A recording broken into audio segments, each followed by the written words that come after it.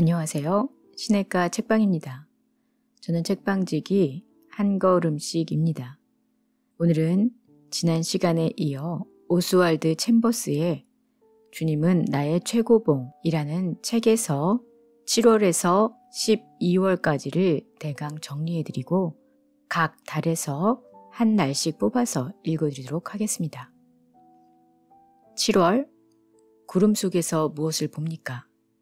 슬픔, 고통, 궁핍의 상황들에 휩싸일 때 제자들의 삶은 어렵다는 것을 알고 주의 것이 될 때까지 주님 앞에서 걸어가라고 권합니다. 8월, 성령을 소멸하지 마십시오. 주님의 징계와 꾸지람을 듣게 될 때 강권하시며 인도하시는 하나님을 기억하며 그 관계 안에서 기쁨을 누리라고 합니다. 9월, 예수님과 동행하고 있습니까? 크고 작은 시험들 가운데 숨고 싶을 때 온전히 주님의 것이 되라고 깨어 있으라고 합니다. 10월, 오직 예수님께만 집중하십시오. 삶에서 내려오는 방법을 알아야 할 때 하나님과 보조를 맞추고 기도가 열쇠라고 하십니다.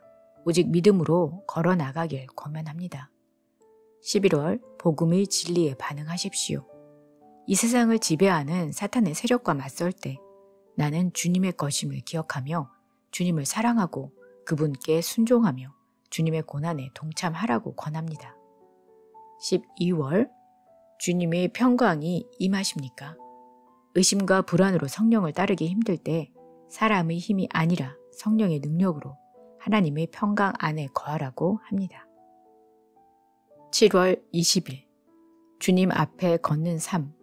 오직 여호와를 앙망하는 자는 새 힘을 얻으리니 독수리가 날개치며 올라감 같을 것이요 다른 박질하여도 곤비하지 아니하겠고 걸어가도 피곤하지 아니하리로다. 이사야 40장 31절. 걷는 데에는 스릴이 없습니다. 걷는다는 것은 우리가 얼마나 건강하고 안정한지를 증거하는 것입니다. 걸어가도 피곤하지 아니하리로다는 가장 높은 차원에서 힘을 소유한 것입니다. 걷는다는 단어는 성경에서 인격을 나타낼 때 사용됩니다. 예수께서 건유심을 보고 말하되 보라 하나님의 어린 양이로다. 요한복음 1장 36절. 성경에는 추상적인 것이 절대로 없습니다. 언제나 선명한 실제입니다. 하나님께서는 영적으로 되라고 하지 않고 내 앞에서 걸으라고 말씀하십니다. 우리는 언제나 육체적, 정신적으로 건강하지 않을 때 스릴을 원하게 됩니다. 이러한 스릴을 향한 소원은 육체적으로 성령을 흉내내려 할 것입니다. 스릴을 향한 소원은 감정적인 영역에서는 부적절한 애정으로 나아가게 하여 도덕적으로 파멸하게 할 것입니다. 만일 영적인 영역에서도 계속 스릴을 원하여 날개 위에만 오르려고 하면 결국 믿음을 잃고 영적 파멸에 이르게 될 것입니다. 하나님의 임재의 실체는 어떤 장소에 따른 것이 아니라 언제나 우리 앞에 주님을 모시겠다는 결단에 따릅니다. 문제는 우리가 주의 임재의 실체 위에 우리의 삶을 세우기를 거절한다는 점입니다. 시편의 기자의 그러므로 우리는 두려워하지 아니하리로다. 시편 46편 1절로 2절이라는 체험 고백은 우리가 실체에 서 있을 때 가능합니다. 실체에 서 있다는 말은 하나님의 임재를 감상적으로 느끼는 것이 아니라 하나님의 임재의 실체를 믿음으로 보는 것을 의미합니다. 왜냐하면 그분은 실제로 언제나 그곳에 계시기 때문입니다. 위기의 순간에 필요한 것은 인도하심을 구하는 것입니다. 그러나 항상 오 주님 저를 이렇게 저렇게 인도하소서라고 말할 필요는 없습니다. 물론 주님은 인도하실 것입니다. 만일 우리의 상식적인 결정이 주님의 뜻에 어긋난다면 주님은 가책하시고 막으실 것입니다. 그러한 때에 우리는 잠잠히 주님의 임재를 바라는 가운데 그분의 인도하심을 기다려야만 합니다. 8월 14일, 성령을 소멸하지 마십시오. 주의 징계하심을 경히 여기지 말며 그에게 꾸지람을 받을 때에 낙심하지 말라. 히브리서 12장 5절. 성령을 소멸시키는 것은 아주 쉽습니다. 주님의 징계를 무시하거나 주님께 꾸지람을 들을 때 낙심해버리면 됩니다. 우리가 얕은 차원의 성화의 경험만 가지고 있다면 우리는 그림자를 실제로 착각하기 쉽습니다. 그래서 성령이 견책하기 시작할 때 우리는 이건 마귀의 일임이 틀림없어 라고 말합니다. 결코 성령을 소멸하지 마십시오. 성령께서 이렇게 말씀하실 때 그분을 무시하지 마십시오. 더 이상 이 부분에 눈을 감지 말라. 내 생각에는 내가 잊지 말아야 할 곳에 있구나. 지금까지 너에게 그것을 보여줄 수 없었지만 이제 보여준다. 주께서 이와 같이 징계하실 때 그분의 방법으로 하시도록 순응하십시오. 그분으로 당신을 하나님께 올바르게 서도록 하십시오. 꾸지람을 받을 때 낙심하지 말라. 우리는 하나님께 볼멘 소리를 내며 말합니다. 이런 어쩔 수 없었답니다. 저도 기도했는데 잘 안 되었습니다. 이제 포기하렵니다. 만일 만사를 이런 식으로 말해버린다면 어떻게 될지 생각해 보십시오. 하나님께서 그분의 능력으로 나를 사로잡으셔서 주님께서 받으시기에 합당한 일을 내 안에서 하시도록 나 자신을 주님께 맡길 준비가 되어 있습니까? 성화는 하나님께서 나를 위해 뭔가 해주시기를 원하는 내 나름대로의 생각이 아니라 오히려 하나님께서 친히 나를 위해 무엇을 하실까에 대한 하나님의 생각입니다. 주님은 내가 어떠한 희생을 치르는 한이 있더라도 나 자신의 온전한 성화를 위해 주께서 역사하기를 바라는 그러한 마음과 영혼의 자세를 취하는 자리까지 우리를 이끄실 것입니다. 9월 24일 준비는 과정입니다. 그러므로 예물을 제단에 드리려다가 거기서 내 형제에게 원망 들을 만한 일이 있는 것이 생각나거든 예물을 제단 앞에 두고 먼저 가서 형제와 화목하고 그 후에 와서 예물을 드리라. 마태복음 5장 23절로 24절.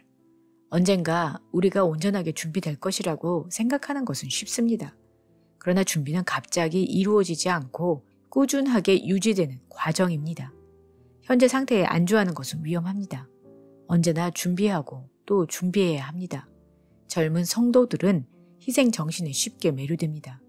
인간적으로 말해서 우리가 예수 그리스도께 매력을 느끼는 이유는 우리의 영웅 심리 때문입니다. 그러나 주님의 말씀을 유심히 살피다 보면 갑자기 이러한 열정의 파도가 시험을 당하게 됩니다. 먼저 가서 형제와 화목하고 가라는 준비는 하나님의 말씀으로 당신의 마음을 자세히 점검하라는 말씀입니다. 영웅적인 희생 정신만으로 충분하지 못합니다. 성령께서 당신 안에서 하시는 일은 주님을 섬기기에 도움이 되지 않는 성향을 찾아내시는 것입니다. 오직 하나님만이 당신 안에서 그 성향을 찾아내실 수 있습니다. 당신은 하나님께로부터 숨기는 것이 있습니까? 만일 있다면 하나님께서 주님의 빛으로 찾아내도록 하십시오. 죄가 있다면 그 죄를 고백하십시오. 죄를 인정하는 것으로 충분하지 않습니다. 자신에 대한 당신의 권리를 포기하고 그 어떠한 모욕을 당할지라도 당신의 주와 선생 되시는 주님께 기꺼이 순종하겠습니까? 결코 주님을 향한 확신을 버리지 마십시오. 성령께서 당신의 마음에 생각나게 하실 정도로 중요한 것이라면 그것이 바로 성령께서 찾아내 점검하시는 것입니다. 당신은 뭔가 큰 것을 포기해야 한다고 생각했을 것입니다. 그런데 하나님은 당신에게 작은 뭔가를 말씀하십니다. 그러나 그 사소한 것 뒤에는 완고함이라는 성체가 자리 잡고 있습니다. 나는 나 자신에 대한 나의 권리를 포기하지 않을 것입니다. 이것이야말로 하나님께서 당신이 예수 그리스도의 제자가 되기 위해 포기하기를 원하시는 것입니다. 10월 6일 거룩한 유전 형질. 그를 내 속에 나타내시기를 기뻐하실 때에 갈라디아서 1장 16절. 예수 그리스도께서 나를 거듭나게 하시기 위해 해결하셔야 하는 문제가 무엇이겠습니까? 주님께서는 내가 더 이상 나는 거룩하지 않고 거룩해질 가능성이 없다고 말할 수 없는 유전 형질을 내게 주십니다.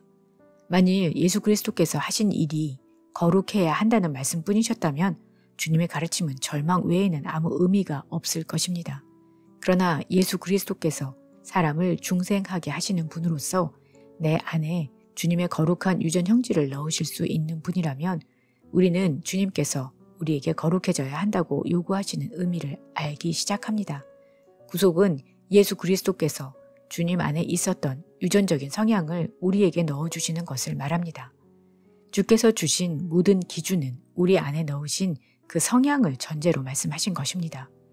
내 입장에서 결정해야 할 일은 예수 그리스도의 십자가 상에서 하나님께서 내리신 나의 죄에 대한 판결에 동의하는 것입니다. 거듭남에 대한 성경의 가르침은 어떤 사람이 영적으로 절박해질 때 하나님께서 성령을 그의 영에 넣으실 것이라는 사실입니다.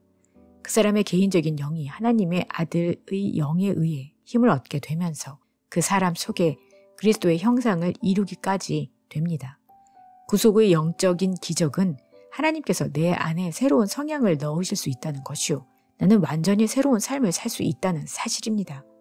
내가 절박하게 되어 나 자신의 한계를 알게 될 때 예수님께서 너희에게 복이 있나니라고 말씀하십니다. 그러나 나는 절박한 그곳까지 가야 합니다. 내가 그 필요를 의식하지 않는 한 하나님께서는 예수 그리스도 안에 있었던 그 성향, 곧 책임 있게 순종하는 존재를 내 안에 넣으실 수 없습니다. 한 사람에 의해 죄의 성향이 전 인류에게 들어온 것 같이 다른 사람에 의해 성령께서 전 인류에 들어오셨습니다. 구속은 죄의 유전으로부터 내가 구원받을 수 있다는 것이요. 예수 그리스도를 통해 흠없는 유전, 곧 성령을 받을 수 있다는 것입니다. 11월 10일 하나님과의 일치. 그리스도의 복음을 전하는 하나님의 일꾼. 데살로니가 전서 3장 2절.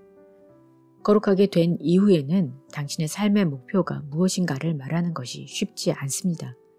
그 이유는 하나님께서 성령에 의해 당신의 목적이 아닌 주님의 목적을 위해 당신을 취하셨기 때문입니다.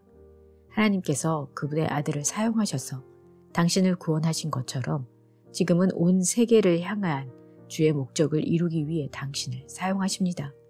만일 당신이 하나님께서 나를 이러저러한 일로 부르셨다라고 하며 당신 자신을 위한 위대한 일을 구한다면 당신은 당신을 사용하시려는 하나님의 뜻에 장애물을 놓는 것입니다. 인격이든 야망이든 자신에게 관심이 집중되고 있는 한 당신의 관심과 하나님의 관심이 일치가 될 수 없습니다. 그러나 자신에 대한 생각을 버리고 이 세상을 향한 하나님의 목적을 위해 나를 사용하시도록 할 때 하나님의 관심이 당신의 것과 일치가 될 것입니다. 이후로 당신의 행로는 주님께 속한 것이므로 당신은 당신의 가는 길을 결코 이해할 수 없습니다. 삶의 목표는 나 자신이 아니라 하나님을 위한 것이어야 함을 배워야 합니다. 하나님께는 그분의 위대한 계획이 있으며 그분은 우리 입장에서 우리를 사용하십니다. 주께서 내게 원하시는 모든 것은 주님을 신뢰하는 것입니다. 그러므로 절대로 주님, 이 상황은 내게 너무나 큰 마음의 고통을 줍니다 라고 말하지 마십시오. 이렇게 말하는 것은 하나님의 계획의 문제 덩어리가 되는 것입니다. 내가 원하는 것을 하나님께 아뢰기를 멈출 때 하나님께서는 더 이상 방해를 받지 않으시고 그분이 원하시는 바를 위해 나를 사로잡으실 수 있습니다. 주님은 나를 낮추실 수도 있고 높이실 수도 있습니다. 주님은 그분이 원하시는 대로 무엇이든지 하실 수 있습니다. 주님은 단지 내게 주님 자신과 주님의 선하심을 향해 확실한 믿음만을 원하십니다. 자기 연민은 사탄적인 것입니다. 자기 연민에 빠지면 이 세상을 향한 주님의 목적을 위해 쓰임받을 수 없습니다. 내가 이 세상 안에 또 다른 나의 세상을 구축한다면 하나님은 결코 그 세상에서 나를 나오게 하실 수 없을 것입니다. 그 이유는 나의 세상에서 나가면 위험에 처해질까봐 두려워 떨기 때문입니다. 12월 18일 예수님께만 충성합니까?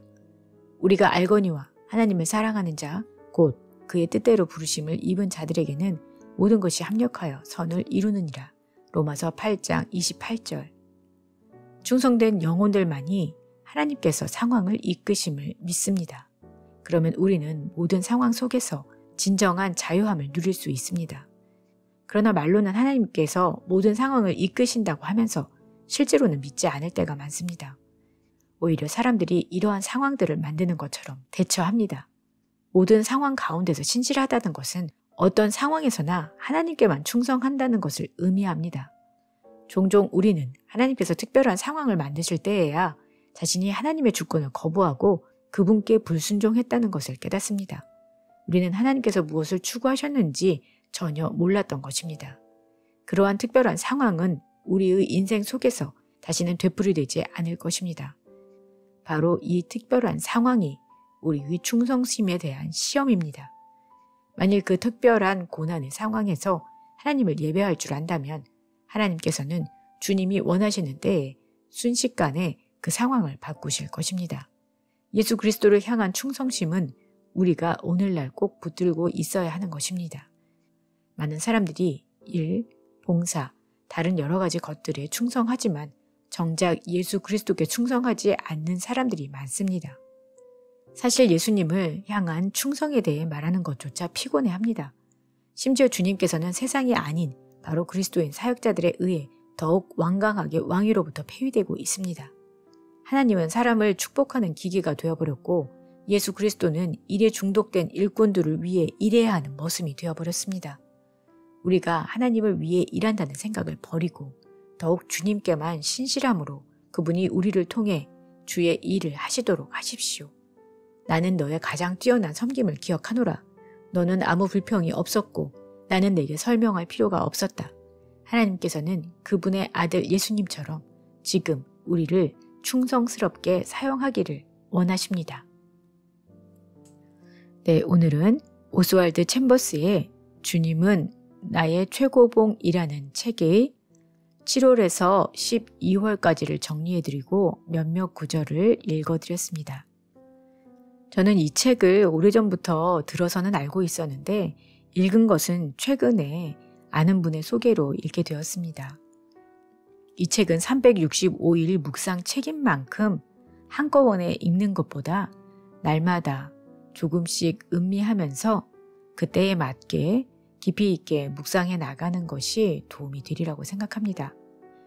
짧지만 깊이 있는 묵상을 날마다의 삶 속에서 하시기를 권해드립니다. 이 책은 여러 번 읽고 곱씹을수록 진가를 발휘하는 책이라고 생각이 듭니다. 여러분에게도 의미 있는 시간이 되었기를 바랍니다. 그럼 다음 시간에 새 책으로 찾아올게요. 안녕히 계세요.